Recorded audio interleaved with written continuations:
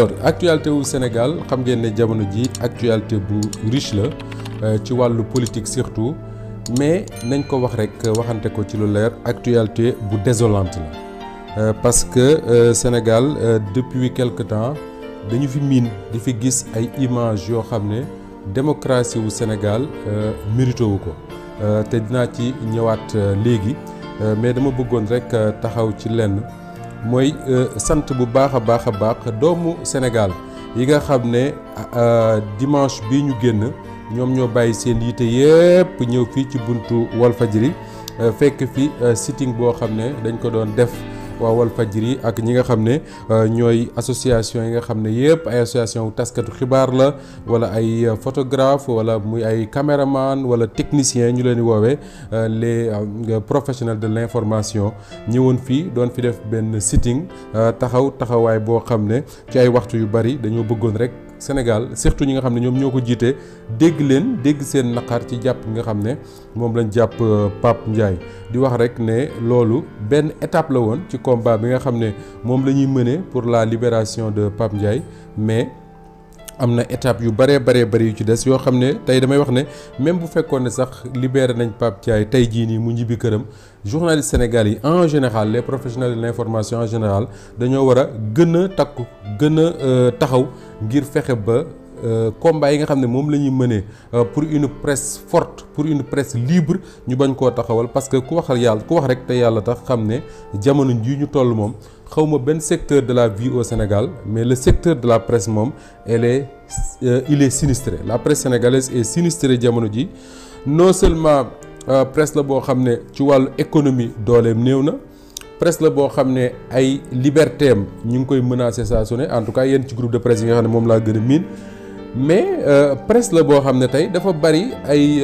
nit ñu ci dugg ñoo xam ne su ma ko sañee man leen tuddee ay intrus yoo xam ne ñoom ñoo nekk ci presse bi tey nekk nañ ko wax rek tëddee ay businessman maanaam ay baana de l'information yoo xam ne képp ku tijji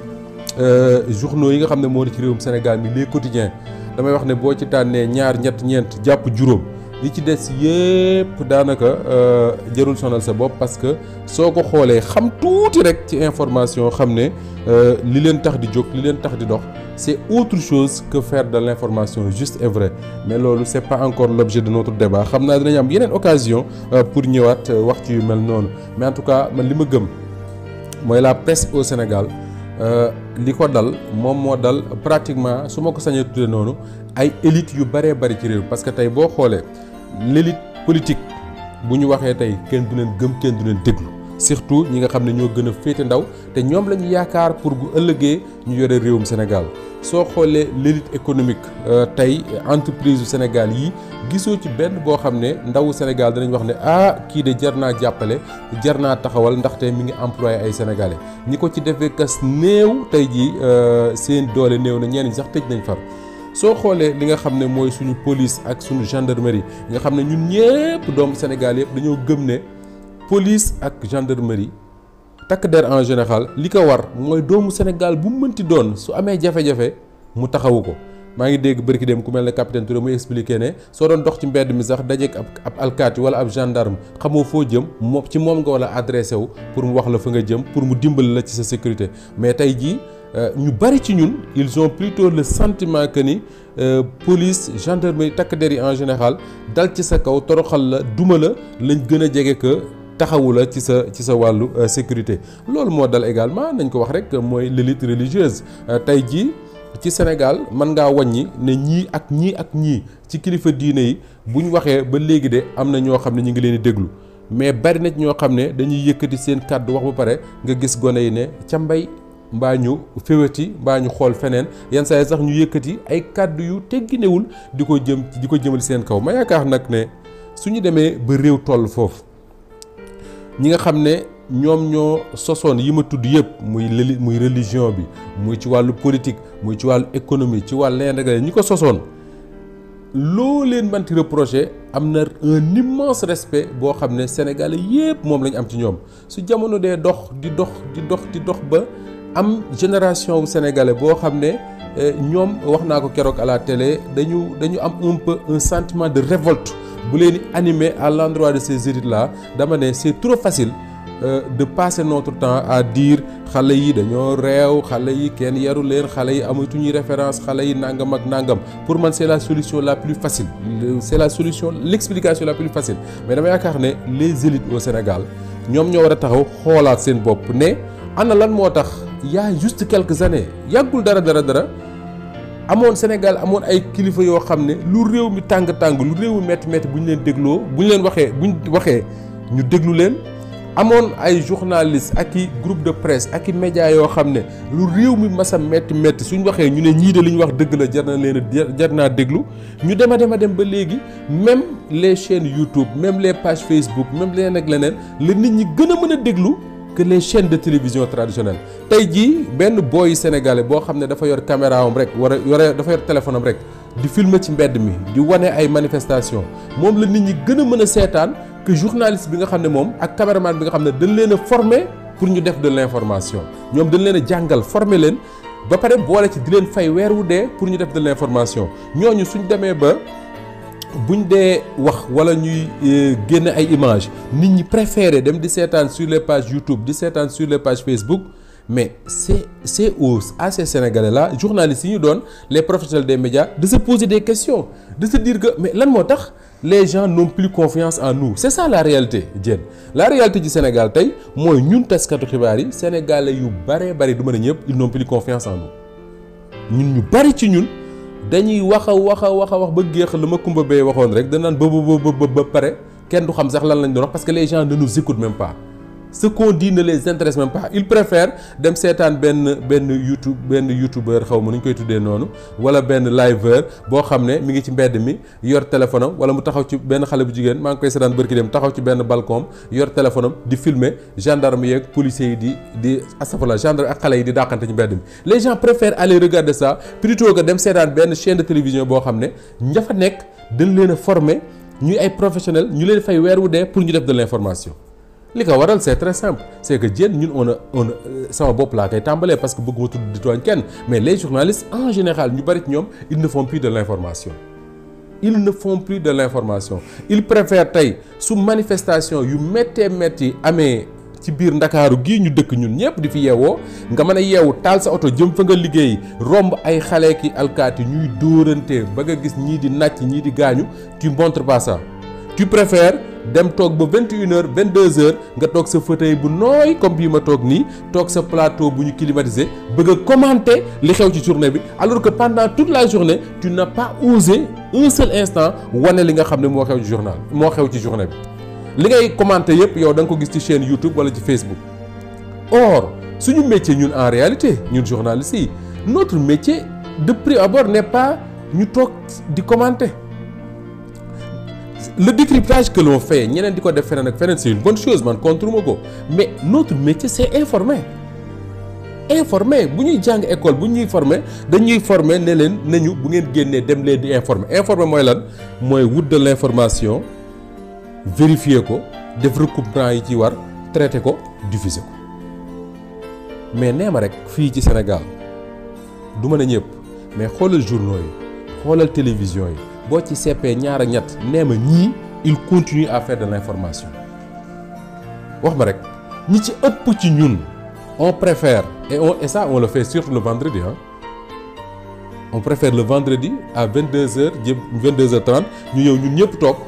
di commenter actualité bi nga xam ne ñëpp ci ñun ils ne l'ont pas montré man loolu ba léegi mën ma comprendre c'est-à-dire que Diène je donne un exemple simple manifestation je prends Walfadjri parce que fi laa nekk imaginons ñu ne manifestation am na fii ci xaar yàlla Walfadjri ñun ñu ngi koy gis mais wanewuñ ko en direct wanewuñ ci dara ay xale ak alkaati di sànnante xeer di gaañante bañ ne am na kenn kuñ ci faat bakkanam sax far on ne montre pas ça léegi bu 22h jotee ñu ne kaay leen ñu pencoo ñun ñëpp ñoo toog ñuy commenter loolu mais soyons honnêtes quand on considère que lii c'est pas de l'information ba jarul wane à la télé jarul wane wax à la rajo mais soyons honnêtes puisque c'est pas de l'information ba jaru ko buñ ko commenter on a qu'à faire li ma dégg Cheikh Omar Diagne di ko wax keroog si on considère que ni jarul wax on a qu'à faire comme ça que ni jarul wax bañ cee commenter bañ cee wax dara et c'est ça le danger pour man de la presse sénégalaise tey mooy jàpp nañ ay journalistes tëj Pape Alé Niang jaar na ci Pape Ndiaye jaar na ci bu ma sañoon ñaan loolu laay ñaan yàlla na fi yem mais tey jii ça n'étonnerait personne que ñu ne jàpp nañ yeneen journalistes sénégalais du étonné kenn mais man le plus grand danger qui guette les entreprises de presse au Sénégal tey mooy soo xoolee même ñun ci suñu bopp ñun journalistes yi dañuy préférer quitter les médias traditionnels dem créer suñu chaîne YouTube. Pourquoi? Parce qu'on considère que suñu créer suñu chaîne YouTube man Moustapha Diop ma dem créer sama chaîne YouTube moomal ko sama bopp tuddee ko Moustapha Diop wala ma tuddee ko Ndiobène nu ma neex laa ko tuddee mais au moins je suis sûr que ni foofu je vais faire mon métier de journaliste da ngay dem ba da lay gënal fuuf toog di liggéey ci benn entreprise de presse boo xam ne vocation mooy permettre nga def sa métier de journaliste mais doo ko mën a def pourquoi parce que y a des intérêts yu nekk sa bopp bi que tu maîtrises pas les gens naan la non bul wane lii bul wax lii bul def lii bul nangam ak nangam. xoolal rek li ma lay wax combien de journalistes sénégalais tey des professionnels respectés yoo xam ne tey bu ñu nekkoon dans ces médias là mën nañu wax loo xam ne d'accord uma ci ak ñoom mais au moins dañuy apporter de la valeur ajoutée ci médias yi au moins. Ces professionnels là tey préféré nañ quitter les chaînes de télé yi nga xam ne ñoom ñoo leen war a employer pour ñuy def de l'information dem créer seen ay chaînes YouTube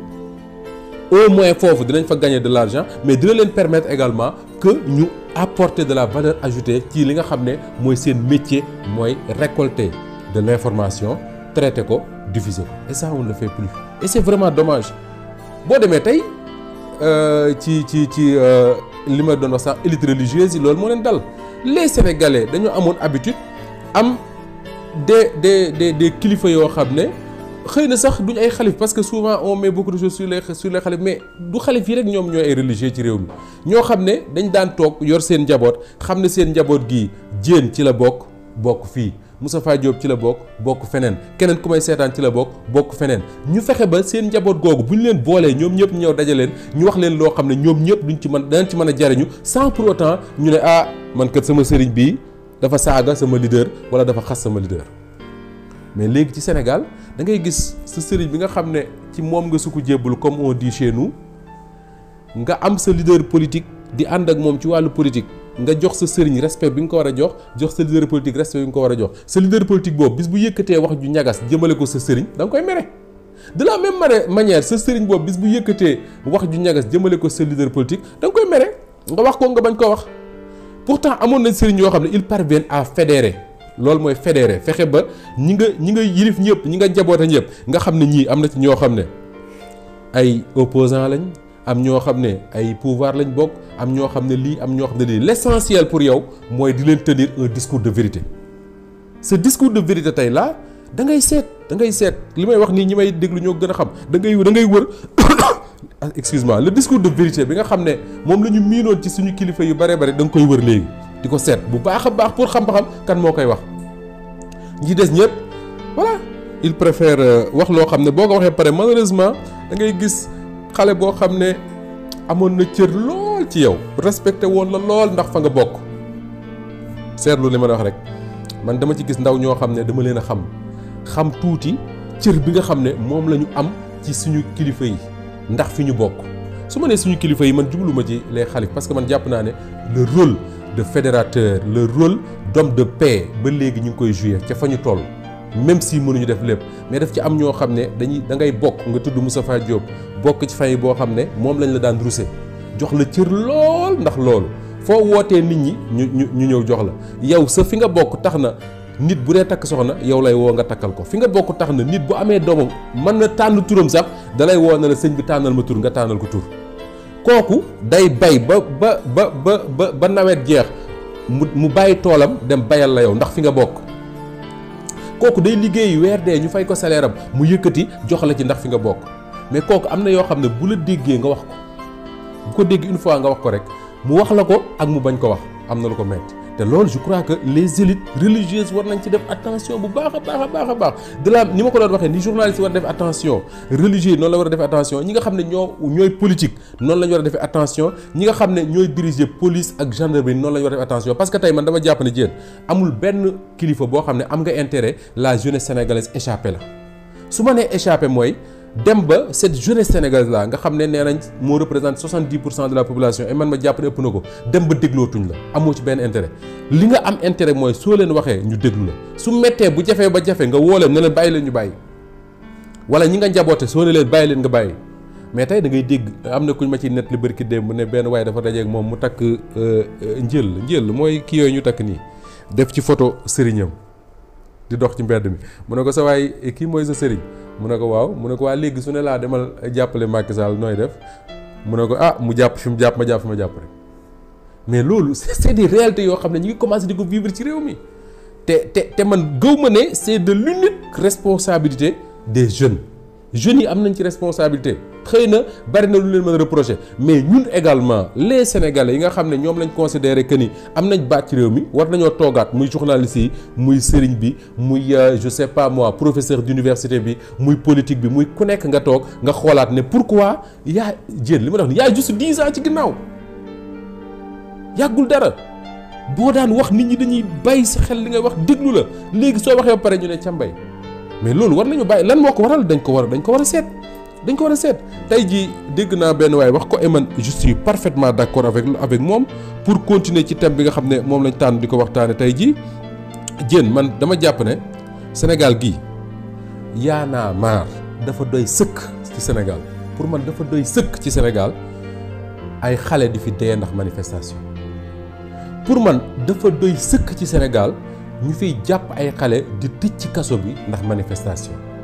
pour man dafa doy sëkk ci Sénégal ñu fiy jàpp ay xale di leen dóor di leen violenter parce que image yooyu télévision yi wane wuñ ko mais Diène boo xoolee ni nga xam ne noonu la takk der yi di defanteeg xale yi ci mbedd mi da nga naan mais c'est pas possible xanaa ñii dañoo jàpp ne ñii ay étranger lañ jàpp mais dañu leen di dóor ba ñu nooy nepp këddatee dóor ay li ñuy sol nii nu mu tudd casque dóor liif dóor yat dóor lu ne man dama jàpp ne dafa doy ci Sénégal ay xale di fi génn di manifester yeneen doomi Sénégal jàkkaarloog ñoom yor ay jaasi ak yat dafa doy ci Sénégal absolument rien ne peut expliquer ça rien du tout et pour man cette violence là doit cesser et tout de suite mais nag Diène soo waxee loolu ba pare yem ca da ngay def li tubaab di wax benn analyse bu biaisée mooy analyse u baana quoi analyse u taf yam ca il faut ñu interroger l'histoire du Sénégal pour xool ne dëgg-dëgg Diène violence ci Sénégal commencé wul tey nañ ko wax violence damay dégg souvent les gens yi ni ci pouvoir bi dañ naan waa Pastef ak waa Ousmane Sonko ak ñi mu àndal ñoom ñoo indi violence ci politique bu Sénégal gis nga loolu ku koy wax rek ñaar moo mën a am soit culture politique Sénégal amoo ko liiroo histoire du Sénégal wala boog nga nekk ak naafeq di wax lu la neex rek parce que en réalité violence ci Sénégal ak mi ngi elle est nu ma koy waxee ci wolof sax elle est aussi vieille que la politique au Sénégal gis nga violence ak politique Sénégal nii lañ mës a def du ma remonter histoire bu sori mais lu ñu gàtt ay at suñu bi ñu juddoo léegi xëy na yàggul mais liir nañu li xewoon Sénégal 1960 ba 62 au moins décembre 62 mais ay chars de combat génn nañ ci réew mi pour tàqale Senghor ak Mamadou Dia mais loolu fii Sénégal mag ñi ko fekk woon ñi ko ma ciy profité du nuyu sama góor gu baax koo xam ne moom moo nekkoon secrétaire Mamadou Dia daana ma yónnee ay textes yu am solo ci diggante Mamadou Dia ak Senghor malheureusement j'ai perdu son numéro moom moo doon secrétaire Mamadou Dia dafa ma daan yónnee textes yu am solo yoo xam ne ci diggante Senghor ak Mamadou Dia mais ñu bari ñu ngi nettali ci pouvoir Senghor mais fetal nañ fi ay doomi Sénégal yu bari faatu loolu du violence soo ñëwee dans une époque plus récente ñëpp ñu ngi fàttaliku guerre de tendance yi nga xam ne moo daan am à l'intérieur du parti socialiste ci boppam da daan am ay guerre de tendance ku bëgg nga liiraat le livre d'Abdou Latif Coulibaly bi mu njëkk a bind sur le règne des socialistes dañ ciy wax lu bëree bëri yoo xam ne ay xeex yu daan am ci diggante socialiste ba ay faatu di ci am ci seen biir ñoom les socialistes de la même manière boo xoolee parti démocratique sénégalais am na ay renouvellement yu daan am seen biir ba ñuy xeex di taalante ay kër di rayante ñëpp a ngi fàttaliku que ni booru 98 su ma jum 96 98 Idrissa Seck mi Ablaye Wade nekk na à l'étranger Idrissa Seck lancé benn opération de renouvellement des instants du PDS ay xeex yu bëree bëri moo ci amoon ay xeex yu bëri ba ñoom Abdoulaye Bathily ñoom Amath Dansokho ñoo dem Paris fekk fa Ablaye Wade ne ko il faut arrêter les renouvellements au PDS parce que ñun dañu jëm élection yu ñu bëgg a gagner en 2000 te kenn mënul gagner élection yi sans le PDS te le PDS ma ngay tas ñu arrêter renouvellement yooyu mais loolu ñiy wax ci politique ci réew mi dañ koy fàtte surtout journalistes yi dañ koy fàtte boo xoolee fii ci Sénégal centenaire gii jën du xam nga centenaire fii centenaire mais meetingu parti démocratique sénégalais am na fi ak waa AJ ak les Moustarchidines meeting ba pare xeex bu metti am fa ay policiers faatu fa ñu rey fa ay policiers fii centenaire ñu rey fa ay policiers loolu violence la wala du violence boo ñëwee fii ci Sénégal 93 je crois février la woon fii lañ reyee benn juge maître Babacar Seye ci corniche bi c'est de la violence politique wala du violence politique soo xoolee même Ablaye Wade ci boppam avant muy ñëw ci pouvoir mais le parti socialiste ak ñi mu àndaloon mën naa ci tudd ay tur léegi mais comme dañoo mag retraité ña nga yor seen kurus di jaamu yàlla nañ leen bàyyi ñu toog jaamu yàlla mais am na ñoo xam ne siiw nañ ci siiw goo xam ne fu parti démocratique sénégalais daan demee seen dëkk ñu jël ay jaasi ak yet songook ñoom di xeex ak ñoom xeex yu méttee métti bërki de maa ngi koy nettali bi amoon ndànd benn waay wooma bu nekk ndànd ne ma man mii damaa fekke lépp sama doom xam naa ne yow da nga koy nettali fekke woo ko mais man fekke naa lépp diw ñoo fa newoon nii la xeex ba demee nii la commencé nii la terminé fii ci ndànd dans le département de Kébémer suñ faal Aragon mi foofu la dëkk ndànd ñëpp a ngi fàttaliku ngiddi lañ parti démocratique sénégalais lan lañ fa daj ay jaasi lañ leen dóor mujj na le PDS génn boo bëggee léegi soo génnee nga laaj n'importe quel militant de Wade mu wax la ko le PDS mujj na bu ñu daan dem campagne ñoom PDS duñ def nii Ousmane Sonko koy def de am sa ay garde du corps ak ay xale yoo xam ne dañoo yor ay xeer affaire yooyu PDS buñ daan dem campagne dañuy ngànnaayu les calots bleus du PDS ñëpp xam nañ leen dañuy ngànnaayu ba dëgër nag ku leen song ñu song la mais loolu c'est de la violence politique wala du violence politique Macky Sall mii lan moo tax bi muy wuti nguur gi mu créé woon partem boo créé li ñu tudde woon les marrons du feu ay gars yu daan sol ay tenues yu beige marron ay Lacoste di ànd ak moom ay ponkal yoo xam ne man la yenu man ak yow yëpp di daw di dem ànd ak moom lan moo ko waraloon c'est pour le décor ah mais pas du tout c'est que dañoo comprendre woon que ni ñi ñu ko séqal buñ bàyyiwul ñu violenté leen donc la violence politique dafa yàgg ci Sénégal te man bëgg naa buñ dee def suñu analyse yu mel nii bu ñu wax ci violence politique ñu jéem a dolli ñu jéem a wàññeeku pour xool lan moo ko fi andi et non jékki-jékki rek ne comme si violence bi démb la am wala bërki démb la am non c'est pas vrai la violence politique au Sénégal ça date du siècle dernier buñ ko mënee waxee noonu donc soo nekkee ci réew mu mel noonu da nga naan mais est-ce que tout ça war a tax nag ay jeunes di dee simplement parce que dañu mën manifester man ñiy wax yëpp naan ay jeunes waruñoo dee parce que dañ leen a woo ci manifestation ñiy wax naan benn leader politique warul woo xale yi naan leen kaay ñu génn ci mbedd mi xeex te yow doo fa jiitu sa ay doom duñu fa jiitu man yooyu yëpp mën naa leen a déglu mais dama ne suñu waxee loolu pare jéen dañoo war a wax ñu ne est-ce que normal na ci réew mu mel ne Sénégal ñu ne c'est une démocratie authentique comme ni ko président de la République waxee barki dem ci réew mu mel ne Sénégal ñu ne réewu liberté la ci réew mu mel ne Sénégal ñu ne réewu ay takk der yu professionnel ñoo fi nekk est-ce que logique na kon ay xale di fi manifester ñu ne dóor nañ nit balu fetal ci bopp bi dee na est-ce que logique na lan moo war a expliquer ñu ne dañuy manifester ci Sénégal ñu ne dóor nañ nit bal mu dee parce que man doon naa comprendre les accidents yi nga xam ne mooy am ci manifestation yi yenn saa yi gis manifestation enfin du ma ko comprendre sax mais mën naa ko jéem a xalaat ne war naa nekk parce que manifestation comme li ñu olof yi wax ay du yam ci bopp borom mbooloo muy daw di sànni ay xeer ñii di sànni ay lacrymogène forcément risque la mais dóor nit bal ñu ne kii bal réel moo ko rey amoon na mars 2021 am na mars 2023 bii mais loolu est-ce que dans une démocratie authentique comme ni ko waxee ni ko président de la République waxee est-ce que loolu yenu na maanaa dañ waxante dëgg est-ce que yenu na maanaa tey boo demee France ñëpp xam nañ ne année bii ñu génn yàggul dara am na ñu tuddee les gilets jaunes mais manifester nañ fa sur plusieurs semaines pour ne pas dire sur plusieurs mois manifester boo xam ne nekkul ñu génn ci mbedd mi di manifester pacifiquement dañ doon taal ay oto gilets jaunes yi di toj ay magasins di toj ay boutique bu jàmbur man de dégguma ñu ne am na benn alkaati wu France boo xam ne dóor na bal benn gilet jaune faatu dégguma mais fii ci Sénégal ngay dégg ñu ne la ci Bignona am na xale yu fa génnoon di sànni ay xeer ñu dóor fa nit bal mu faatu ñu ne ma Sénégal c'est une démocratie authentique ñu ne ma Sénégal réew la moo xam dañu respecter liberté mais Sénégal gu mel noonu il faut ñu accepter une chose mooy li nga xam ne norme yi nga xam ne moom mooy teg une société pacifique normes yi nga xam ne moom la ñuy jàpp ne c'est une société démocratique normes yi nga xam ne dañuy wax ne c'est une société ni ñu koy waxee sax bu ñu respecter les libertés jéen normes yooyu amatu suñu réew ces normes là amatu suñu réew parce que normes yooyu su amul suñu réew est-ce que mën nga imaginer un seul instant ñu ne la Marine Le Pen mi ñëwoon fii bari ki dem dafa doon dem tribunal ca France ñu koy tànnal yoon bu muy jaar est-ce que mën nga imaginer un seul instant est-ce que mën nga exemple Donald Trump fan yi maa ngi dégg mu wax ne dañ ko bëgg a arrêter aux États-Unis mu appeler ses militants ne nañu génn manifester Donald Trump nga xam ne moo nekkoon président États-Unis il y a quelques mois mu ne dañ ko bëgg a arrêter aux États-Unis il appelle ses partisans à sortir manifester jéen da nga gis benn policier américain mu génn naan dañuy jàpp Donald Trump yeew ko dugal ko ci oto fourgonnette yóbbu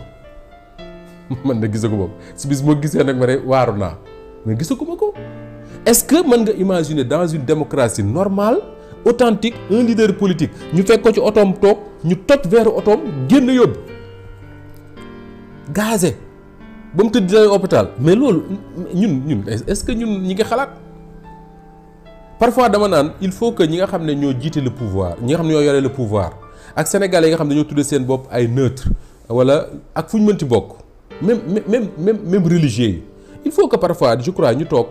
ñu dindi turu ki ñuy wax le principal opposant Ousmane Sonko ñu dindi turam ak turu partem ñu teg fële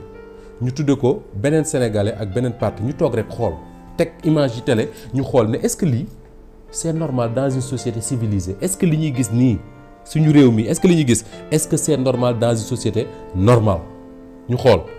on verra que c'est pas normal man tey ce qui se passe dans notre pays bu doon Idrissa Seck même discours bi lay am bu doon Macky Sall même discours bi lay am bu doon Karim Wade même discours bi lay am bu doon Abdourahmane Diouf Déthié Fall Malick Gakou j'aurais le même discours parce que man dama jàpp ne en démocratie lii di xew suñu réew mi wuru fee mën a ne loolu mooy lii dëgg Diène est-ce que dans une démocratie normale un état moderne comme ni ñu koy waxee bu Sénégal état boo xam dañu respecter les libertés état boo xam dañu am justice bu fiy dox est-ce que mën nga comprendre ñu jàppe ay xale ci manifestation ay xale ñu jàppe leen ci manifestation ñu xëy suba nga lire ci journal ñu ne xale yi jàpp yëpp ñëpp ñi nga xam dañoo majeur yóbbu na leen instruction ay dizaines et des dizaines de jeunes sénégalais yëpp ñu jàpp nga xam dañoo majeur yóbbu na leen instruction mooy tëj nañ leen kaso te xamuñ kañ lañ fay génn instruction mooy dañuy bàyyi juge bi mu tijji enquête di xool dans tous les pays normaux réew yu normal yëpp loolu bu amoon xale yu jàpp ñu pour participation à une manifestation interdite audience bi gën a jege dañ leen di àtte flagrant délit ñii ñibbi ñii tëj ñu tëj leen Diène France waaye tëgg na fa mbéj seen président de la république tëgg mbéj kenn yóbbu ko instruction dañ koo àtte sursis lañ ko def sax defe naa de su ma juum sursis ne ko demal sa yoon mbéj président de la république fii moom ku fi mbéjoon président de la république doo dem kaso da ngay dee donc il faut que ñu arrêté ñun yaakaar ne on a une démocratie extraordinaire boo xam ne ñun je te le jure amatuñ benn fierté bu ñu mën a jaay Mali wala Guinée wala Burkina Faso wala yeneen pays africains yi yàlla moo ñu suturaal ñu am peut-être ay nit ñoo xam ne ba léegi ñi ngi garder seen lucidité àgg guñ fi yenn réew yi àgg mais ce qui se passe dans notre pays je suis au regret de le dire man gisuma lu ci normal en démocratie gisuma ko nga ñëw ñu ne la dans ce pays là seen président de la République le président Macky Sall son excellence le président de tous les Sénégalais ñu ne la am na ay questions d'actualité yu bëree bëri yoo xam ne sénégalais yi dañ ko ci interpeller directement troisième mandat affaire Ousmane Sonko ak justice les questions de Cheikh Hadjibou Soumaré président de la République du Sénégal amu ci benn boo xam ne sénégalais jaral na ko mu tontu ci qu'est-ce qu'il a fait day dem ci benn journal bu ñu tuddee Express journal ba ca France mu ne fa lay tontoo man dama ci am lecture bu yomb man ku ma xam ne yàgg naa di wax ne man pare naa ci di kaas naan lu tax président de la République di waxee ci médias étrangers yi parce que yooyu dañ koo kaas ci Abdou Diouf ba sonn ba Abdou Diouf boo fàttalikoo du ko fàttaliku parce que moom xale la mais Abdou Diouf gis nga les derniers mois de son règne Abdou Diouf dafa waxoon ne chaque 6 mois day def conférence de presse la presse sénégalaise pourquoi parce que Abdou Diouf dafa demoon ba rendre compte que ni moom presse étrangère bi muy waxee Sénégal yi dégluwul parce que Abdou Diouf daan def bu daan tukki wax RFI wala feneen ak feneen mais ba mu koy tàmbali fekk na weesu na bu yàgg benn yoon la ko def defe naa ñu dem élection gars yi dóor ko mu daanu Abdou Diouf.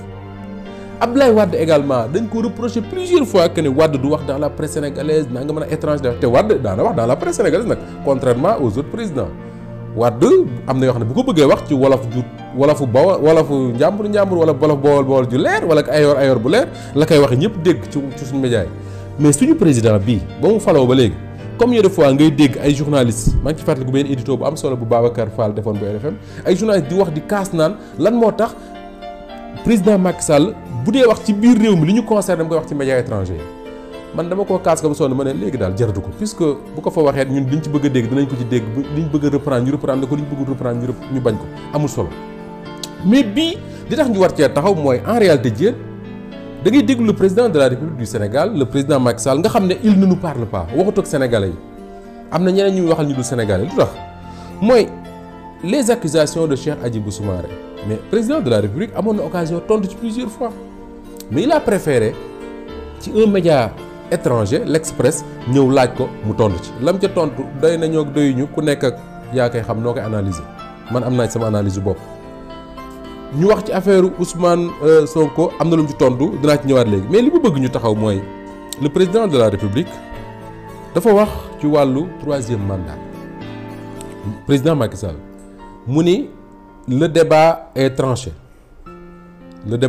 depuis longtemps parce que moom jàpp na ne constitution loi wu Sénégal may na ko mu nekk candidat loolu la wax da nga koy déglu ba pare nga yëngal sa bopp parce que da nga naan comme li benn journal wax tey ban ci Macky Sall yi lañ war a déglu parce que en réalité le président Macky Sall tey jii rek am na benn activiste bu nekk Côte d'Ivoire je pense Nathalie Yam boo xam ne teg na benn audio wu Macky Sall bu mu doon waxee ci troisième mandat tey ci suba rek laa ko gis xaw ma kañ la ko def mais tey ci suba gis naa ko boo xam ne le président de la République xam nga dafa wax ne constitution bii mënul laal mandat bi mu njëkk a def le premier mandat est hors de portée de l'actuelle constitution loolu la wax mais président de la République Diène moom moo wax ne ñëpp di ko dégg te tey ci suba rek maa ngi koy seetaanaat mu ne bi mu defee réforme constitutionnelle bu 2016 c'était plus pour la durée du mandat que pour le nombre de mandats maanaam ñaata at la mandat bi war a durer loolu la bëggoon régler mais li nga xam ne mooy ñaata mandat nga war a def loolu moom régler woon nañ ko te loolu mooy li am loolu président Macky Sall waxoon mooy li am parce que Abdou Diouf bi muy jógee ci Sénégal en 2000 jànkat droit yi dañuy wax ne li nga xam ne moom lañ tudde woon le verrou sur la limitation des mandats Abdou Diouf ko dindi woon maanaam ku nekk mën nga def nombre mandat bu la neex Abdou Diouf dindi na ko indiwaat ko mais li ñu jàpp mooy bi mu fi jógee da ko dindi woon bi Ablaye Wade nekkee président en 2000 la def réforme constitutionnelle ñu wootewaat constitution bees en 2001 constitution boobu dafa fixé ne président wu Sénégal ñaari mandat nga war a def pas plus Diène ci constitution boobu ci lañ fal Macky Sall constitution wu 2001 boobu ci lañ fal Macky Sall mu nekk président def benn réforme constitutionnelle wax ne comme constitution wu Ablaye Wade ba fixé woon na nombre mandat yi ne 2 rek la war a doon mais teewul ñi ngi doon werante parce que noonu la ko waxee ñi ngi doon werante ba ay bakkan rot ci ndax Ablaye Wade nee na concerné wu ko il faut comme mandat bu njëkk concerné wu ko il faut mu def un troisième mandat en 2012 xeex ba ay nit faatu président Macky Sall ne léegi dama koy verrouiller maanaam dama koy bind ci bind boo xam ne dafay leer ba dootu am benn werante te bind boobu Diène président Macky Sall wax na dëgg dafa leer ba amul benn werante mooy nul ne peut exercer plus de 2 mandats consécutifs loolu la président Macky Sall bind keroog bi mu koy wax président Roch Marc Kaboré bu Burkina Faso woon moo taxaw ci wetam mu wax ne moom mënul comprendre débat bi ñuy teg nii ci réew mi parce que débat bi moom ci boppam moo ko régleel boppam wax ne kenn mënul def lu ëpp ñaari mandat ne sama mandat bii may wuti 2019 su ma ko Sénégalais yi wóoloo accordé ma ko man jeexal naa ci pare naa ci jullit tubaab ba pare dem ci livre am mu bind ci ne Sénégalais yi maa ngi di ñëw jàkkaarloo ak yéen di wut un second et dernier mandat tey président Macky Sall wax ne mandat bu njëkk ba est hors de portée de la constitution bi ñu am nii parce que non mais c'est extraordinaire c'est extraordinaire c'est extraordinaire man je crois que li gënoon a yomb mooy def li Ablaye Wade waxoon maa waxoon waxet ku nekk xam noo ko àttee mais tel qu'on veut nous expliquer les choses te loolu waa APR yi moom la ñuy wax depuis des mois maintenant mooy yéen ñëpp da ngeen doon nelaw ñun rek ñoo yeewu woon léegi ñëw leen yeewu ñu wax leen li xew mooy li ñu doon wax yëpp bi ngeen di nelaw ay gént la woon pour yéen mais c'est extraordinaire te loolu amul benn sénégalais boo xam ne xamoo ko amul benn kilifa diine bu ne ci réew mi xamoo ko amul benn journaliste bu ko xamul amul benn activiste bu ko xamul amul benn homme politique bu ko xamul que ne président Macky Sall moo waxoon sénégalais yi ne leen maa ngi nii taxaw jàkkaarloog yéen di wut un second et dernier mandat d'ailleurs kuy bind tubaab xam tubaab sax xam ne boo nee second jëratul nga ci teg dernier parce que deuxième mooy am troisième mais second mooy dernier tey nee nañu mandat boobu c'est hors de portée de l'actuelle constitution c'est extraordinaire waaye nag soo xoolee ñoom ni ñu ko bëgg a layale seen premier argument mooy bi ñuy tuddee argument juridique mooy constitution bii ñu yor mënul concerner mandat bi président Macky Sall njëkk a def te loolu président Macky Sall waxoon ñu moom ne constitution bii concerné na ko parce que constitution wu 2001 réglé woon na nombre mandat yi ba pare muy benn ñaareel ba tey beneen argument bu ñu bëgg a jaay mooy argument wu waaw au nom de la stabilité du pays président Macky Sall am na droit changer position parce que loolu la ñu wax démb rek seetaan naa benn waaye ci Sen TV mu wax ne waaw mën nga am position bii mais bu contexte bi ak circonstances yi changé nga am beneen position de la même manière Ismaïla Madior Fall le ministre de la justice bi mu demee keroog ci Baye Oumar Gueye émission am doon def ci Sud FM loolu la wax mooy les circonstances mën na la amener nga changer position loolu nag man xaw ma nu ñu ko bëgg a layale mais loolu mënul bokk ci benn valeur u Sénégal parce que Sénégal gii ci suñu réew mii ci la ñu waxee ne gor kàddoom a koy yeew gor kàddoom rek moo koy yeew à partir de l'instant où gor kàddoom yeew na ko lépp lu ñu bëgg a expliquer man mënuma ko d'accord mënuma ko comprendre te l'argument selon lequel parce que dégg naa sànq sax je crois maître Djibril War moo ko wax bi mu ñëwee Walf que ni au nom de la stabilité du pays au nom de xaw ma lan ak lan le président de la République dafa war a présenter en 2024 mais dafa mel ne ñi yore pouvoir bi soit ñoom dañu yaakaar ne sénégalais dañuy nelaw wala ñoom seen bopp ñoom ñooy nelaw ku fàttaliku bi Abdou Diouf ne bëggut a présenté wu élection présidentielle 2000 socialiste yu bari li ñu doon wax naan mooy Abdou Diouf su fi jógee kan moo ko fi mën a wuutee Abdou Diouf mooy kan moo ko mën a wuutu Abdou Diouf mooy nitu jàmm ki Abdou Diouf mooy lii Abdou Diouf mooy laa il faut que mu présenté waat parce que Ablaye Wade mii su fi ñëwee ay guerre la fii nii nangam ak nangam parce que Ablaye Wade moo ne woon Sénégal Mauritanie mu ne bu fi nekkoon président mu demee neneen Abdou Diouf présenté wu ba mu présenté woo Ablaye Wade dóor ko dóor yu métti nekk président de la République pourtant day Ablaye Wade géré na Sénégal ba dem yoonam sénégalais ne ci jàmm ñu ëpp ci ñoom bokk ne ci jàmm Ablaye Wade mi ñu doon wax. Ablaye Wade en 2012 ñu bari pour convaincre ko mu nekk candidat dañ doon wax ne Ablaye Wade bu fi jógee ñi fi nekk nii kenn mënu ko fee remplacer ay Moustapha Niasse ay Ousmane Tanor Dieng yàlla na ko yàlla yërëm ay Amath Dansokho yàlla na ko yàlla yërëm ñii mënuñoo jiite Sénégal il faut que Ablaye Wade nekkaat candidat Ablaye Wade nekk candidat Macky Sall muy dóor ko dóor yu métti Macky Sall yor na Sénégal Sénégal a ngi nii dem. de la même manière noonu laa gëme man sénégalais bi ma doon que ne y a au moins dans ce pays des centaines de sénégalais yoo xam ne su fi président Macky Sall jugee mën ngaa tànn kenn ci ñoom mu wuutu ko réew mi kon ne di dox ay paawam di dem mu yeex ak wala mu gaaw na ñu ne ci jàmm loolu mooy Sénégal parce que rien que le fait de dire que président Macky Sall mënta bañ a présenté wu parce que réew mi fi mu toll tax mooy manquer respect sénégalais yi mooy leur dire que yéen ñëpp 17 millions que vous êtes y a que le président Macky Sall qui peut être votre président ci année yi ñu nekk il faut qu'on arrête ce genre de discours parce que discours boobu du fi nga xam ne moo ñuy jëmale kanam te tey j'ai bien aimé d'ailleurs titre bu ma lire ci Walf Quotidien ñuy wax ne y a un parfum de rupture entre le président Macky Sall et Emmanuel Macron président wu France man xaw ma parfum de rupture xaw ma mais en tout cas li ma xam moo di ne France googu nga xam ne bokk na ci les partenaires privilégiés pour ne pas dire le partenaire privilégié du Sénégal man yaakaar naa ne li xew Guinée Conakry xew Mali xew Burkina Faso ba France ñàkk jamono ji ces positions de privilégiés dans ces pays là yaakaaruma ne France dina jël risque les mêmes choses di ko dal au Sénégal. L'instabilité au Sénégal ça ne profite à personne. D'abord ñun Sénégalais on n'a pas besoin de ça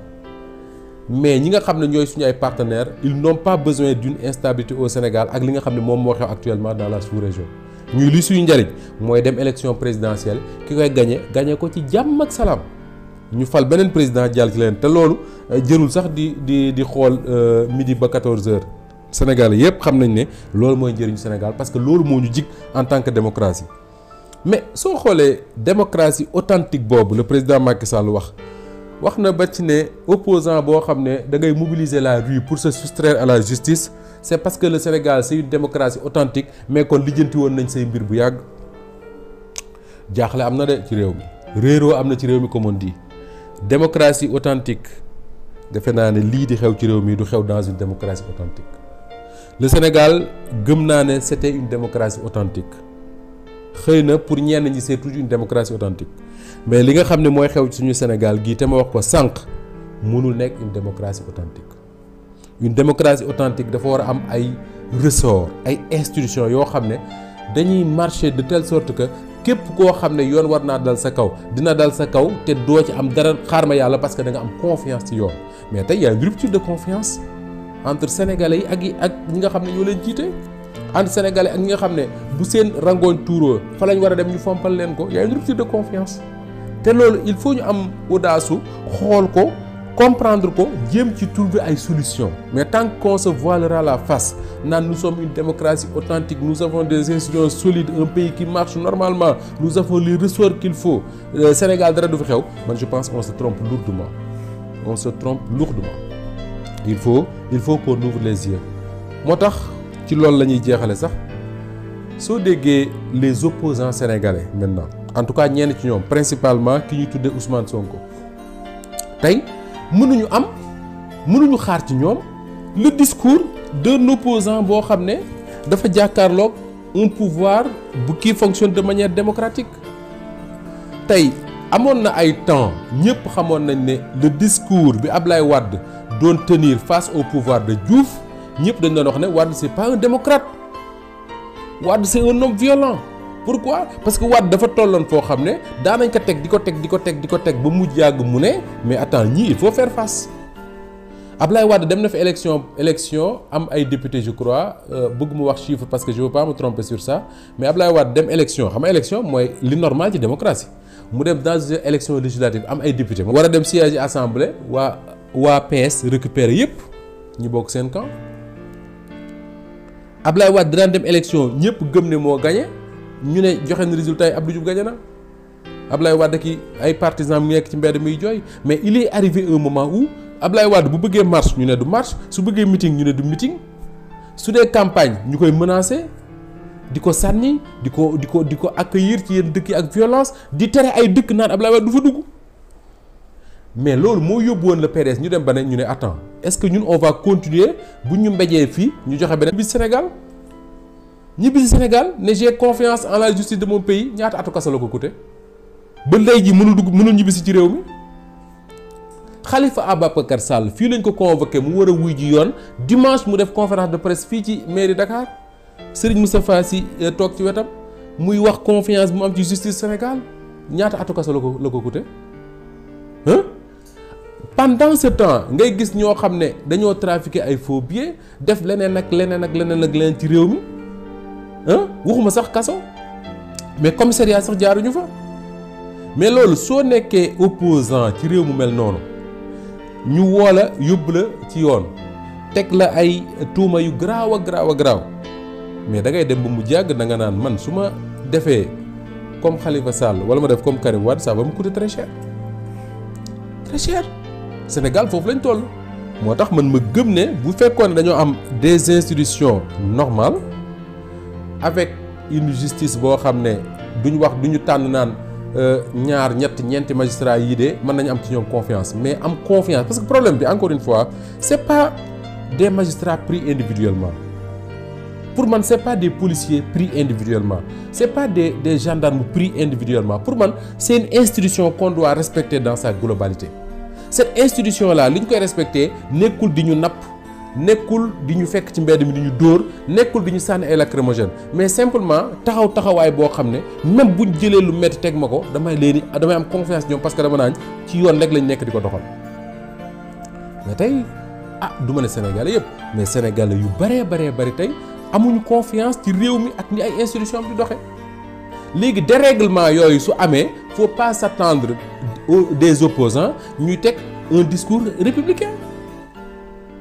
faut pas attendre ça c'est rêver que d'attendre ça Ousmane Tanor Dieng parti socialiste dem na opposition Ousmane Tanor Dieng ne ñun li ñuy def mooy une opposition républicaine opposition boo xam ne dañuy respecter institutions yi opposition boo xam ne bu ñu bëggee marche ñu ne ñu du ngeen marche te teguñu ko fenn aussi dañuy bàyyi suñ bëggee sitting ñu ne du ngeen sitting te teguñu ko fenn dañuy bàyyi mais xoolal PS tey fu mujj jéen PS tey fan la mujj tey bu ñuy lim parti politique yi Sénégal da nga naan APR PDS gi na ma yàlla baal ci yoon woowu lañ jëm suñu defaruwaatul tey jii on demande aux jeunes sénégalais de respecter les institutions on demande aux jeunes sénégalais naan leen bu leen saaga suñu institutions yi bu leen wax suñu institutions yi lii suñu leen woowee ci yoon da ngeen war a wuy ji mais ces jeunes sénégalais là buñ toogee gis na ñoom quartier bii ñu dëkk te loolu il faut que njiit yi bàyyi ci attention da ngay gis benn quartier nga ne kër baay diw kër sama tante diw kër sama bàjjen diw kër sama nijaay diw lim ay kër yu bari kër gu ci nekk jàpp nañ fa ay gone yoo xam ne lenn dong moo leen dal mooy fekke fu ñuy manifester wala manifestation am ñu génn joxe seen soxla gone yooyu ñu ne ñu ngi ci kaso bi nga dem ci école fekk ay xale yuy jàng ñu ne leen seen maître wala seen professeur bi leen waroon yor anglais tey wala mat ñëwul xale yi laajte fu mu ñëw ñu ne ñu ngi ci kaso bi pour lan parce que dañoo fekke ji woon benn manifestation boo xam ne sax parfois c'est autorisé xale yi di ko dégg nga dem ci école xale yi ñu ne xale yi xëy suba di jàng si ne ana suñ camarade Diène ñu ne leen ma nga tribunal dañ koo jàpp xale yooyu gurgurloo ñoom ñëpp def mbooloo dem taxaw ci tribunal ba ay centaines d'enfants taxaw ci tribunal ne il faut ñu libérer seen camarade yi ñu jàpp mais loolu image yooyu ku koy xool ci réew te nga am fa responsabilité mais bu la alerté wul yow dara dootu la alerté je regrette mais je pense que même les institutions ñu ko incarné war nañoo xool ne mais qu'est-ce qui se passe dans notre pays le président de la République le président Macky Sall je pense il doit être le premier à se dire que ni je n'écoute personne je regarde mon peuple qu'est-ce qui se passe dans ce pays ba ce peuple là nga xam ne en 2012 ñoo ma acclamé ma ànd ak ñoom dem pouvoir tey jii fu ma waxee ñu teg ci lu bon ce peuple là tey mën naa am tous les moyens man yor gendarmerie police yor tous les moyens pour se défendre yor alal joo xam ne mën naa leen ko jox ba pare koo xam ne yorul dara su leen woowee ñoom ñëpp ñu génn c'est des questions à se poser